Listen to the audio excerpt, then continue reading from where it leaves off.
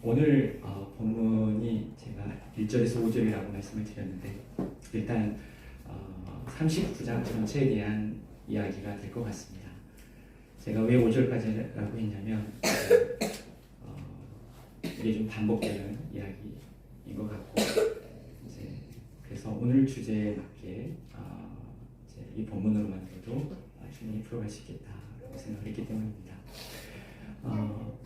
보디발의 집에 이제 요셉이 노예로 이렇게 살게 되었고 그 이후에 이제 또 이야기는 진행되죠. 보디발의 아내가 요셉을 유혹하는 사건이 있고요. 그 사건으로 인해서 이제 뒤이어서 이제 요셉이 노예가 아니라 이제 죄인의 신분으로 감옥에 갇히게 되는 그런 이야기입니다. 39장의 내용이 이제 그런 이야기입니다.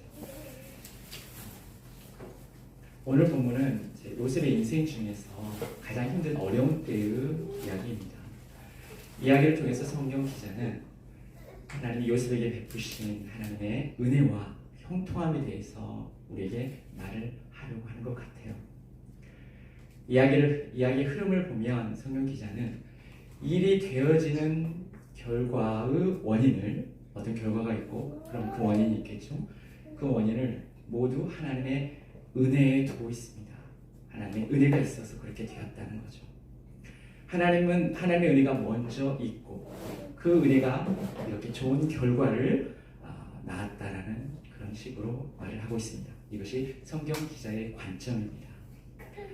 그런데 실제 사건 진행을 보니까 그렇지만은 않습니다. 성경 기자가 말하는 하나님의 은혜는 뭔가 좀 부족한, 석연치가 않습니다. 왜냐하면 사건 진행을 보면 이렇습니다. 요셉은 먼저 애굽의 관리집에서 노예로 처음에 있었죠. 이것만으로도 이제 요셉의 처음 자유인으로서 있었을 때보다 좀 밑으로 내려온 거죠. 그런데 지금은 좀 뒤에 가면 이제 암울한 그 감옥에 죄인으로 있게 되는 거죠. 노예지만 처음에는 인정받았고 그래서 자랑스러운 주인의 어떤 집사가 되었습니다. 그런데 이제는 누명을 쓴 부끄러운 죄인이 되었다는 거죠. 이게 형통이라는 말과는 좀 다르게 좀 점점 상황이 좀 나빠지는 것 같습니다.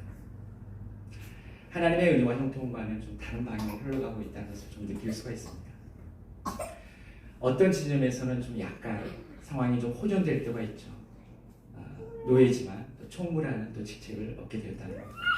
또 감옥에 갔지만 또 감옥에서도 간수의 인정을 받았다는 것이 약간 호전되는 상황이었지만 그러나 전체의 흐름을 보면 전체 과정을 보면 점점 이렇게 상황은 더 나빠지는 것 같습니다. 그럼에도 불구하고 성경 기자는 요셉의 인생이 하나님의 은혜 아래 있다라고 이렇게 말을 하고 있습니다. 아마도 성경 기자는 하나님의 은혜라는 어떤 큰 그림을 미리 보고 나중에 이제 요셉이 총리가 되잖아요. 그런 큰 그림을 보고 아마도 이렇게 하나님의 은혜였다라는 말을 미리 한 것 같습니다. 당연한 거죠. 이미 알고 있으니까요. 결과를 알고 있으니까요. 그러나 중요한 것은 결과를 이미 알고 있는 성경 기자의 입장이 아닙니다. 실제로 중요한 것은 현재 지금 그 환경에서 살고 있는, 실제 살고 있고 경험하고 있는 그 삶을 살아내고 있는 요셉의 입장이 중요합니다. 이러한 입장에서 바라보는 하나님의 은혜만이 우리에게 의미를 줄 수 있기 때문이죠. 그러므로 먼저 이런 질문을 좀 하고 싶습니다. 요셉의 입장에서 하나님의 은혜는 어떤 것인가? 그의 삶에서 되어진 일들은 정말 모두 하나님의 은혜 때문인가? 하나님의 은혜는 요셉에게 어떤 식으로 주어지는 것인가? 라는 것입니다. 본론으로 들어가 보겠습니다. 성경 기자의 관점을 잠깐 배제하고 이야기를 부분적으로 간략하게 한번 요약해 보면 이렇습니다. 애굽으로 끌려간 요셉은 노예로 팔립니다. 그리고 친위대장 보디바르 집에서 생활하게 되죠. 그곳에서 요셉은 주인의 신뢰를 얻고 가정 총무가 됩니다. 요셉으로 인해서 그때부터 주인의 집에 깊은 일이 막 생겨나게 되죠. 어느 날 주인의 아내가 요셉을 유혹합니다. 요셉은 유혹을 거절하죠. 그 결과 요셉은 그녀의 거짓말로 죄수가 됩니다. 감옥에서도 요셉은 간수장의 신뢰를 얻습니다. 요셉은 죄수를 관리하게 됩니다. 행정을 도맡아 하게 되죠. 요셉으로 인해 그때부터 감옥의 분위기가 한결 좋아집니다. 간수와 죄수 모두가 만족하는, 만족해란 말이 어울릴지 모르겠지만 문제없이 잘 돌아갔다는 뜻이겠죠. 이렇게 성경 기자의 관점 잠깐 배제하고 그냥 사건을 담담하게 그냥 이렇게 읽어보면 좀 더 우리가 요셉의 삶을 좀 볼 수 있을 것 같아요. 요셉은 스스로 애굽에 오지 않았어요. 남의 손에 끌려왔습니다. 자유를 빼앗겼고 다른 사람의 노예가 되었습니다. 주인의 말에 복종해야 돼요. 스스로 자기가 자유롭게 말할 수도 행동할 수도 없는 상황이죠. 하지만 요셉은 현재 자신의 처지를 부정하지 않았어요. 기뻐하면서 그러지도 않았지만 긍정했어요.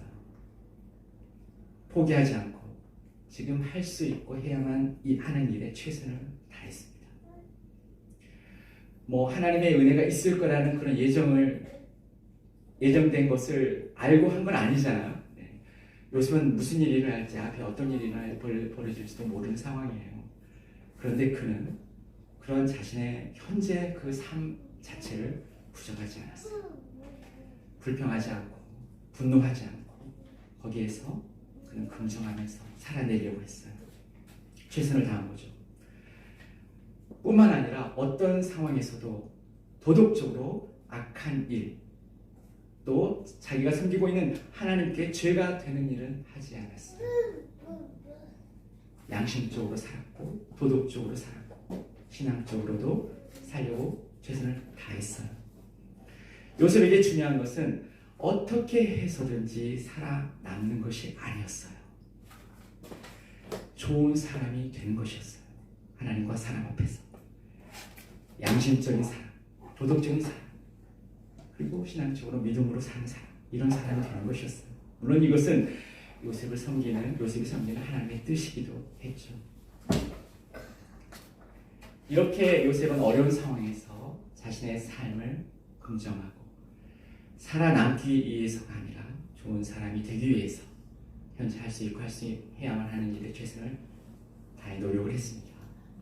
그 결과 요셉은 타인의 눈에도 다른 사람의 눈에도 좋은 사람으로 보였어요. 자신의 것을 나눌 수 있고 맡길 만한 사람으로 인정받게 되었어요. 타인의 눈에도 다른 사람의 눈에도 좋은 사람은 멋져 보이는 것입니다. 주인의 집에 고참 노예들도 많이 있었을 거예요. 그들 중에는 경험이 굉장히 많고 그래서 지혜를 가진 그런 노예들도 있었을 거예요.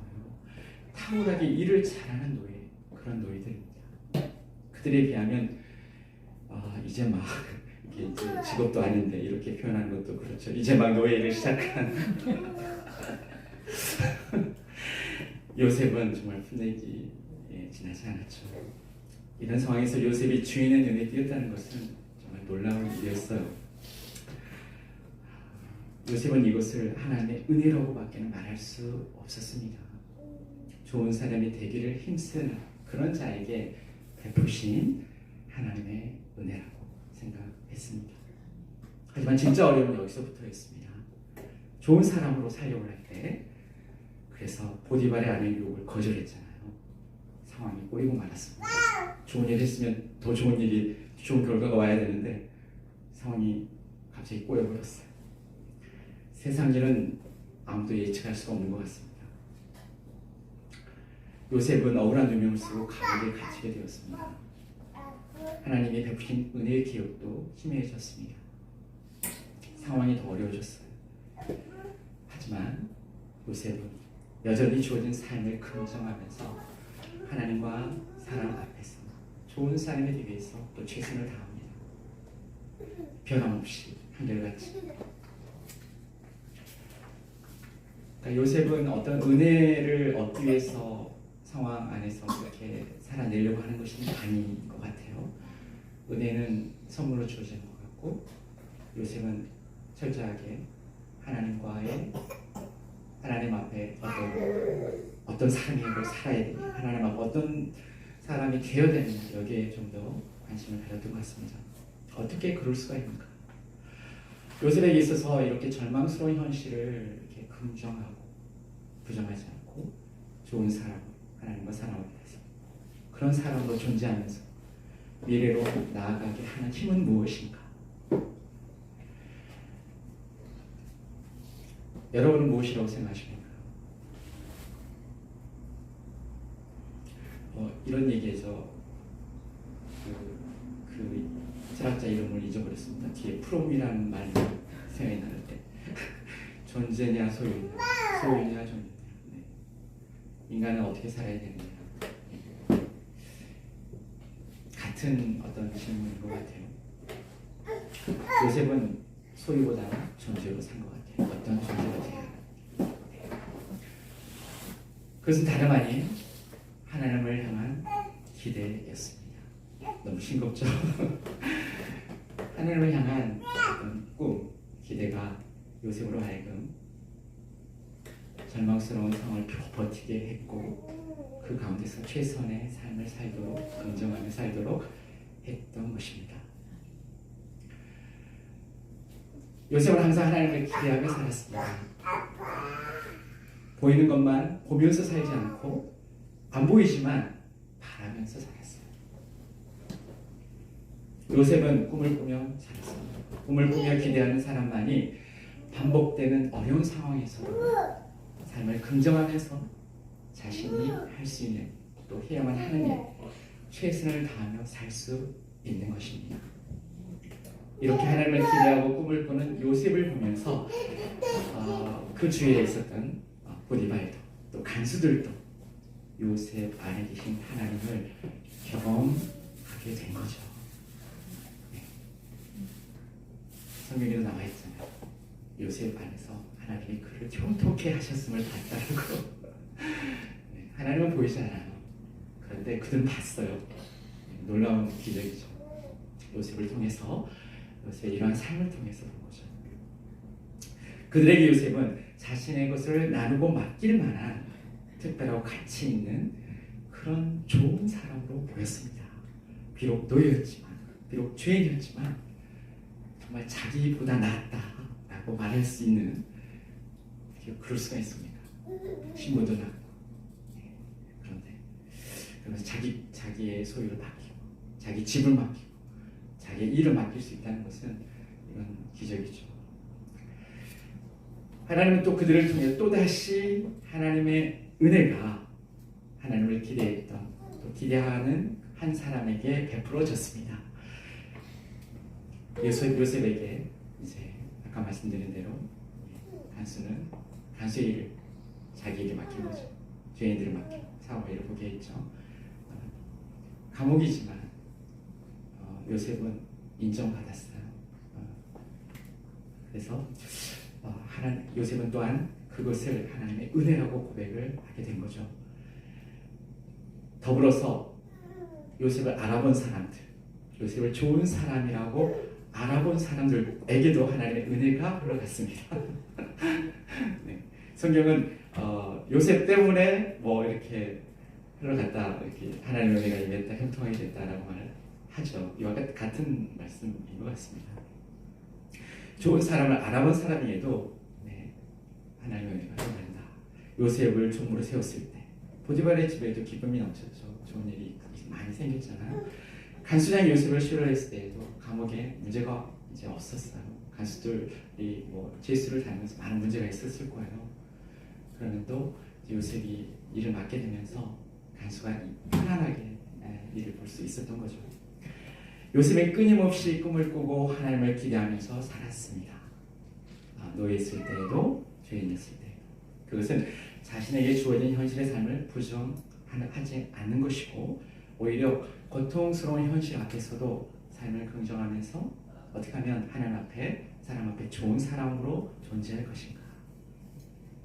하나님 앞에, 사람 앞에 똑바로 서 있으려고 노력을 했습니다. 이것이 요셉에게는 하나님을 기대하며 사는 삶의 모습이었어요. 그랬더니 예상하지 못한 결과를 경험하게 된 거죠. 그리고 요셉은 자신이 예상하지 못한 결과로서 주어진 모든 것들에 대하여 하나님의 은혜였습니다 라고 고백하게 됩니다.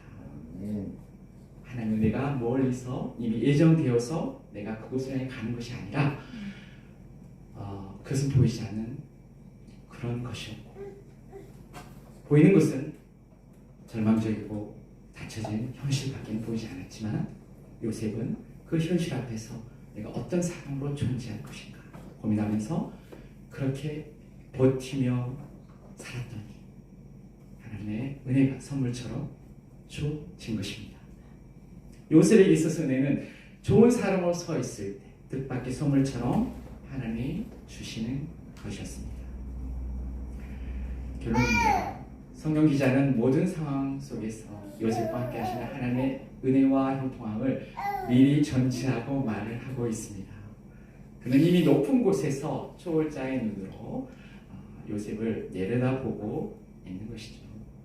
하지만 지금까지 우리는 낮은 곳에서 시간이 천천히 흘러가는 세상 속에서 요셉이 어떻게 하나님의 은혜를 고백하게 되는지 그의 삶을 그의 눈의 눈높이에서 살펴보았습니다. 그 결과로서 이제 우리는 하나님의 은혜에 대해서 하나의 보편적인 원리를 말할 수 있을 것 같아요. 현실 속에 우리에게도 적용할 수 있는 보편적인 원리가 무엇인가? 그것은 하나님을 기대하는 사람만이 하나님의 은혜를 체험한다는 것입니다. 네, 이것도 너무 싱겁죠? 하나님을 기대하는 사람만이 하나님의 은혜를 체험합니다. 다시 부연 설명을 하면 하나님을 기대하는 사람은 어떤 상황 속에서도 삶을 긍정합니다. 그는 사람과 하나님 앞에서 좋은 사람이 되기 위해서 주어진 일에 최선을 다합니다. 최선을 다한다는 말은 실수를 안 한다는 뜻이 아니죠. 넘어지기도 하고 그 다음에 포기할 때도 있죠. 하지만 다시 일어난다는 뜻이죠. 다시 안 돼, 이러면 안 돼. 하나님 앞에서 나는 이렇게 살아야 돼. 이런 사람이 되어야 돼. 그러면서 마음을 되잡고 일으켜 세운다는 뜻이죠. 넘어져도 다시 일어나는 뜻이죠. 이런 사람만이 기회를 얻습니다. 이 기회를 하나님은, 이 기회가 바로 요셉에게는 하나님의 은혜였고, 그리고 이 은혜를 체험하는 예수는 이렇게 하나님의 은혜를 체험하게 되는 거죠. 꿈을 꾸며 기대하는 자가 기회를 잡고 은혜를 체험합니다. 꿈과 기대가 먼저입니다. 기회와 은혜는 그 다음입니다. 기회와 은혜는 좋은 사람으로 서 있을 때 오는 뜻밖의 선물입니다. 눈앞에 하나님의 은혜가 무조건 예정되어서 가는 것이 아닙니다. 보이지 않지만 꿈과 기대를 품고 현재를 살아갈 때, 현재 하나님 앞에서, 사람 앞에서 좋은 사람으로 서 있으려고 노력할 때 하나님의 은혜는 선물로 주어진다는 것입니다. 지금 우리가 사는 세상은 좀 불확실하죠. 인생은 불확실하잖아요. 광야라고도 비유를 합니다. 어떻게 보일지 모릅니다. 여러분들이 좋은 사람으로 서 있고 또 선한 일을 많이 한다고 해서 항상 좋은 일만 또 생기는 것은 아니라는 거죠. 상황이 더 나빠질 수도 있고. 과거의 요셉이 현재 우리에게 하고 싶은 말이 있다면 무엇일까요? 그것은 다른 것이 아니죠. 꿈을 보면서 하나님을 기대하십시오. 주어진 삶을 절대 부정하지 말고 긍정하면서 살아가십시오.